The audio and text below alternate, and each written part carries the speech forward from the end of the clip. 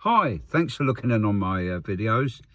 I'm going to discuss a court case, very, very serious matter, very, very serious drug offence. It's quite interesting, really. It dates from the 1990s, and as with all the other cases I discussed, I've changed all the names and all the other details and things like that. So that's to protect the identities of all the people involved.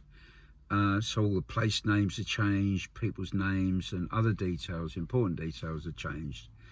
And even the person who I'm writing about probably doesn't even recognise themselves.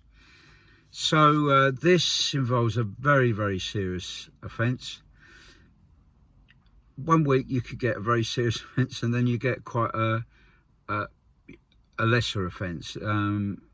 Used to write quite a lot of court reports as well as do a lot of other work back in the 1990s, and you just didn't know what you were going to get allocated, but every now and again you had to deal with a very, very serious matter, and this involved a huge amount of Class A drugs, basically. So I'm going to call him Mr. Baker. He was arrested at his lockup garage in possession of a large quantity of heroin. This was following a surveillance operation which mounted by customs officers at the time, which over a number of days, and some 450 packages were found with a total weight of 443 kilograms. The forensic scientists estimated that the street value of the heroin seized was in the region of £42 million.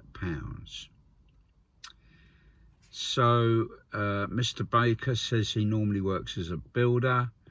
He says he became involved in the offence when somebody he knew approached him and asked him if he would like to earn some money. He said that he told me he realised he was getting involved in something illegal, as he was going to be paid £10,000 for his involvement.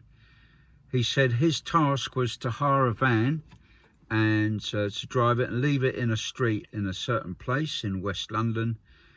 He received instructions to go and collect the van, which had been parked in another area, and by then the van had been loaded up with a number of boxes which were to be stored in his lock-up garage for several days.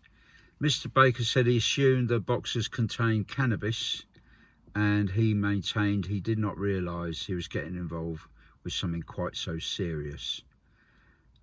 He said the consignment stayed with him longer than he had originally been agreed, and after a number of days he said he received instructions to collect a sample and to take it somewhere.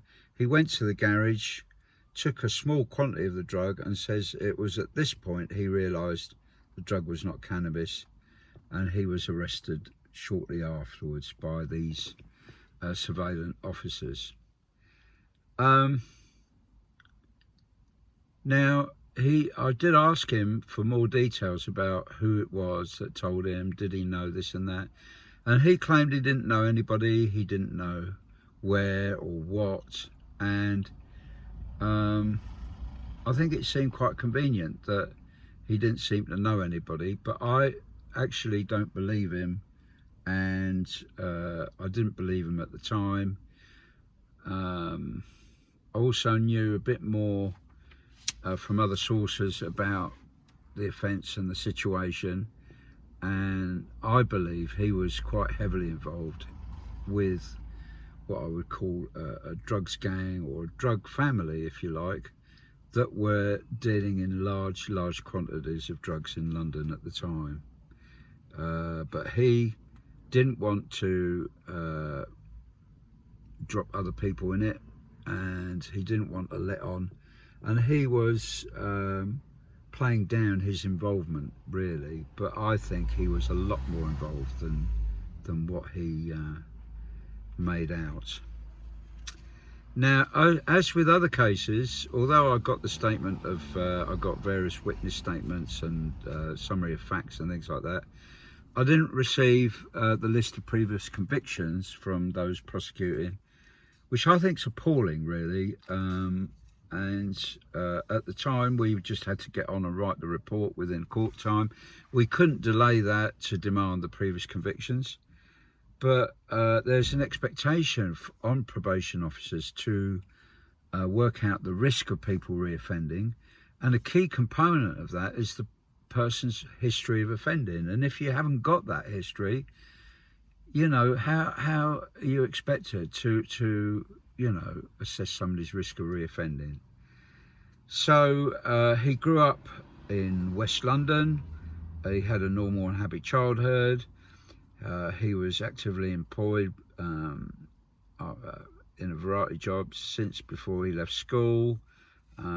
He worked in shops. He worked with his father. He trained to be a bus driver.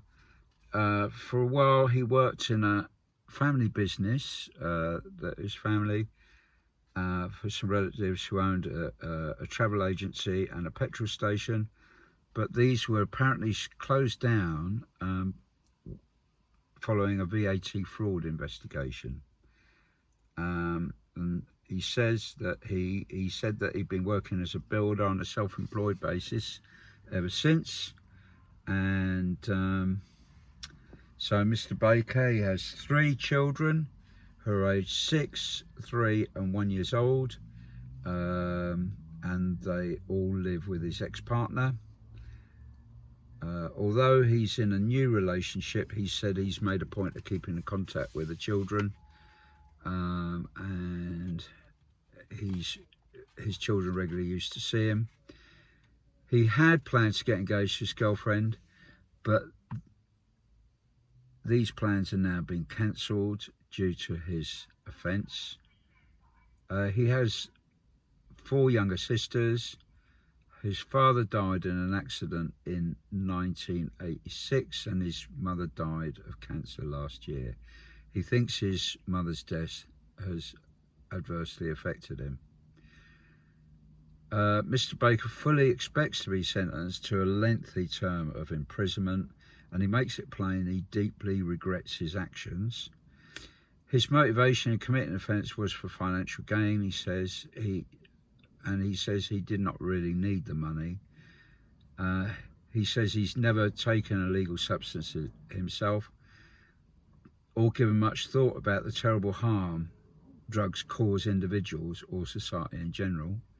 However, he says since he's been in remand at HMP Wandsworth, he now appreciates that an awful lot of crime is linked to substance misuse, and that his involvement in the offence, and he says he regrets his involvement in this offence, and he hopes that he might someday be able to use experiences to deter others.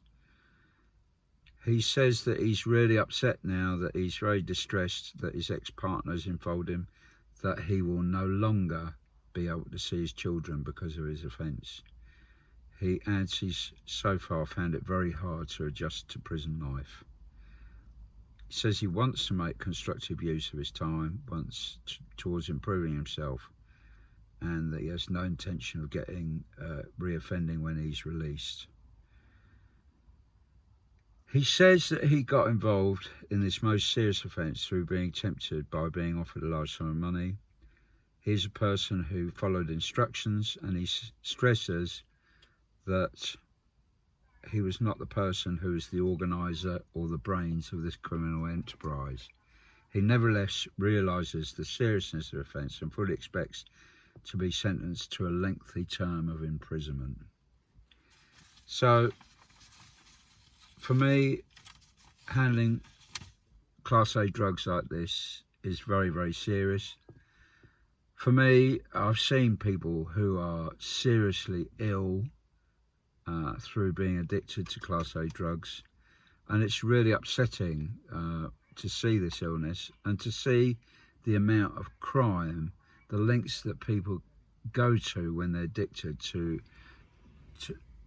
Class A drugs, the lengths they go to commit offences to get money to buy these drugs, and that for me is really, really sad. And I also know, or know now, that this guy was a lot more involved in this drug organisation than he initially made out. So I think he was trying to damage limitation, but as it happened, there were more raids after his arrest. Interestingly, I don't know why, but I never heard the outcome of this particular court hearing. I didn't, because I was busy, I didn't particularly chase it up at the time, but I don't know what happened. I don't know whether the case disappeared off the court register, and whether he did the deal with the prosecution. That's quite possible, you know, which led to further arrests, or that he was sentenced and I was not given the result as you would normally. So I you know, I didn't have the time or the means to check at the time, but interesting, isn't it? But every now and again the prosecution do make deals with very serious offenders from time to time, and you know, but for me, dealing in drugs in serious class A drugs is really immoral and quite evil, really, and I really dislike it, because of the harm it causes to society and to individuals. And you know, a lot of crime comes out of this illegal drug trade. Anyway, all the very best. Do write in with your comments, and thank you for looking in and sticking with me. All the best now. Bye bye.